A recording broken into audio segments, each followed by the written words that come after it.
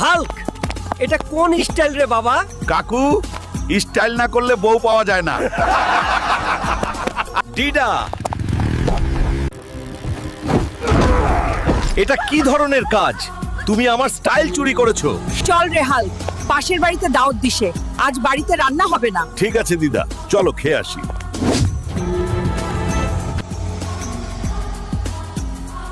এগুলো কি খাওয়া যায় নাকি? মাংস না দিলে আজ ভাত খাবো না। চুপ করো, কি করছো? মাংস না দিলে ভাত খাবো না। মাংস ছাড়া খেলে আমার পাছা গরম হয়ে যায় সব সময়। তোমরা সবাই এখানে থাকো, আমি এখনই যাচ্ছি। বড় দেখে আরেকটা গরু ধরে আনছি, তারপর সবাই বসে পাছা ঠান্ডা করে মাংস দিয়ে ভাত খাবো। হাল্ক আবার শুরু করলো রে। এখানে তো বড় বড় গরু থাকে, এখন তো হালার পুত কাউকেই দেখতাছি না। এই হালার পুত, সিংহ দাঁড়া, নাইলে তোর মাঞ্জা ভেঙে দিব। এই সিংহ, আমি একটা গরু কোথায় পাবো? আমাকে তাড়াতাড়ি নিয়ে চলো।